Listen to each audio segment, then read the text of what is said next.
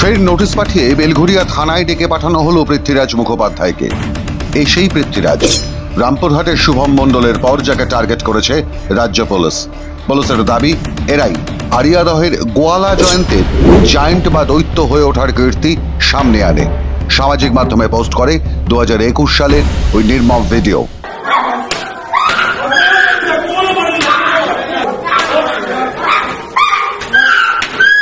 Prithviraj বেলঘরিয়ার DP নগর উদয়নপল্লীর বাসিন্দা। পৃথ্বীরাজের অপরাধ, আরিয়াদহের ত্রাস জয়ন্ত সিং এর নেতৃত্বে অত্যাচারের ভিডিও তিনি তার রাজনৈতিক দল বিজেপির হাতে তুলে দিয়েছিলেন। পৃথ্বীরাজের নাম পাওয়া গিয়েছিল পুলিশের দাবি অনুযায়ী রামপুরহাটের যুবক শুভম মণ্ডলের কাছ থেকে। এর আগে গত 11ই জুলাই তাকে সকালে ফোন করে বেলঘরিয়া থানার পুলিশ। একইভাবে হুমকি দিয়ে থানায় দেখা করতে বলে। পৃথ্বীরাজ জানায়, কোনো নির্দিষ্ট লিখিত নোটিশ না পেলে তিনি থানায় যাবেন না। প্রায় 12 ঘন্টা পর প্রায় রাত 11টার সময় তার বাড়িতে নোটিশ সার্ভ করা হয়। তারপর তিনি কলকাতা আদালতে গিয়ে রক্ষা কবচ নেন পৃথ্বীরাজ। কাল 10:13 কল করে আমায় বলে যে বড়বাবু ডাকছে থানায়, একবার বড়বাবুর সাথে এসে দেখা করো। আমি সে ঘটনা শোনার পরে আমি পুলিশকে বলি, সেখানকার অ্যাডিশনাল আইসি সুকান্ত দাস আমায় ফোন করেন। তো আমি তখন পুলিশকে বলি যে আপনি তো ডাকলে আমি যাব না, বা এটা তো মামার বাড়ির আবদার নয় যে আপনারা ডাকলেই আমরা চলে যাব, একটা নোটিশ সার্ভ করুন। তো তখন বলে আচ্ছা নোটিশ সার্ভ করতে হবে, ঠিক আছে আমরা অফিসিয়ালি নোটিশ পাঠিয়ে দেবো। সকাল 10:13 ফোন করবার পরে নোটিশটা যখন আমার বাড়িতে পৌঁছয় তখন 11:06। প্রথমে 11:03 পুলিশ আমার বাড়িতে আসে, তার সিসিটিভি ফুটেজও আছে। আপনাদের সামনে সেটা যদি দরকার পড়ে তুলে ধরবো, এবং কোর্টের সামনেও সেটা আমরা তুলে ধরেছি, জাস্টিস অমৃতা সিনহার সামনে। এবার বিষয়টা হচ্ছে 11:03 প্রথমে পুলিশ আসে, এসে খোঁজ খবর নেয়।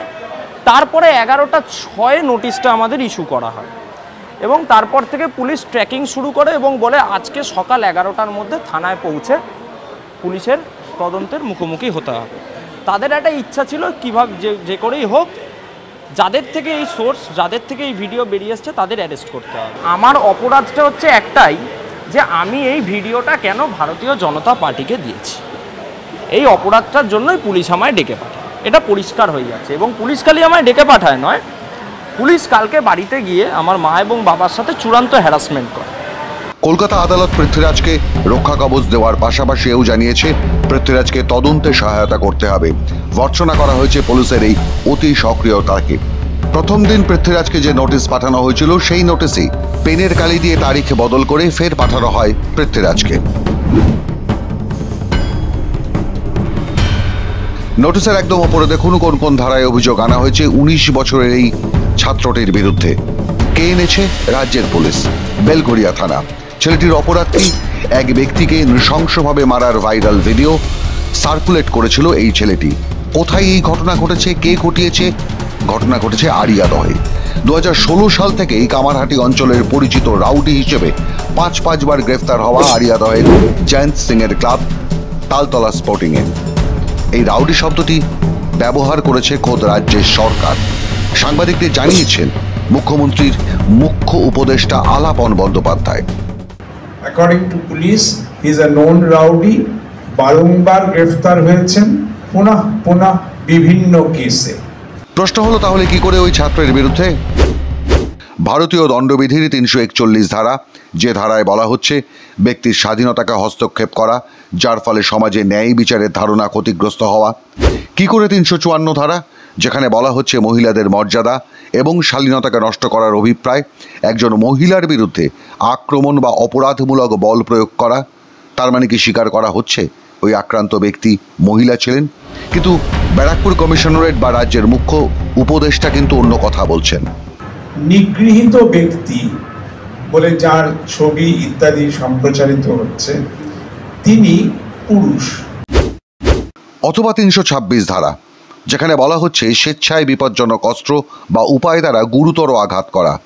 এবং 308 ধারা, যেখানে বলা হচ্ছে অপরাধমূলক হত্যার চেষ্টা, বর্ণনা, যে ব্যক্তি এমন উদ্দেশ্য বা জ্ঞানের সঙ্গে এই কাজ করে বা এমন পরিস্থিতিতে করে সেই কাজের জন্য কারো মৃত্যু হয়, তবে সে অপরাধমূলক হত্যাকাণ্ডের জন্য দোষী সাব্যস্ত হবে। এবং 306 ধারা, যেখানে বলা হচ্ছে আত্মহত্যায় প্ররোচনা দেওয়া। এবং ধারা 34, যেখানে বলা হচ্ছে অভিন্ন অভিপ্রায়কে এগিয়ে নিয়ে যাওয়ার জন্য একাধিক ব্যক্তি একটি অপরাধমূলক ঘটনা সংগঠিত করা। এই বিপজ্জনক ধারাগুলি একটি ছাত্রের বিরুদ্ধে কেন? তিনি একটি ভাইরাল ভিডিওকে সার্কুলেট করেছেন তার নিজস্ব সামাজিক মাধ্যমে। আরও একটা বিষয় লক্ষ্য করার মতো, ভারতীয় দণ্ডবিধির আইপিসি অনুযায়ী যেমন ধারা দেওয়া হয়েছে, তেমনি ভারতীয় ন্যায় সংহিতা অনুযায়ীও একাধিক ধারা দেওয়া হয়েছে। দুই বিধি অনুযায়ী ধারা দেওয়া যায়। রাজ্যের পুলিশ কেন এই কাজ করলেন জানা নেই, কিন্তু প্রশ্ন তুলছেন আইনজীবীরা। আমরা আদালতের দৃষ্টি আকর্ষণ করেছি যে যেভাবে এফআইআর রেজিস্টার করা হয়েছে, মানে আইপিসি যেটি রিপিল হয়ে গেছে 1 জুলাই থেকে, এবং আমাদের নতুন যে আইপিসির জায়গায় যে আইন এসছে মানে বিএনএস ভারতীয় ন্যায় সংহিতা, দুটোকে একসাথে লাগানো হয়েছে। মানে এই জিনিস ভাবা যায় না, মানে একটি মানুষ যদি কোনো কিছু নাও জানে সে কখনো এত বড় ভুল করবে না, বাট পুলিশের ক্ষেত্রে দেখতে পাচ্ছি এরকম ইচ্ছাকৃত ভুল করা হয়েছে।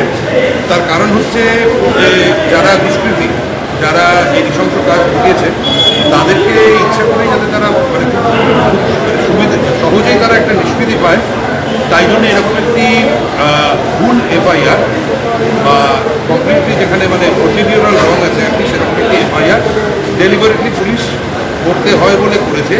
তবে কামারহাটি অঞ্চলের পরিচিত চেনা অপরাধী শাসক দলের আশ্রয়ে থাকা জয়ন্ত সিংকে বাঁচাতেই যে এই ধারাগুলি দেওয়া হয়েছে তা বোঝা যাচ্ছে।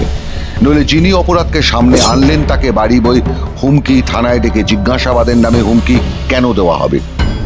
যদিও 12 তারিখেই আড়িয়াদহের ত্রাস জয়ন্ত সিং এর আখড়া Ariadaha Taltala sporting club seal করে দিয়েছে পুলিশ।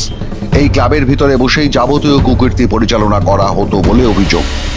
জয়ন্তকে নিয়ে এসে গোটা ঘটনার পুনর্নির্মাণও করে পুলিশ। মাধ্যম ব্যুরো রিপোর্ট।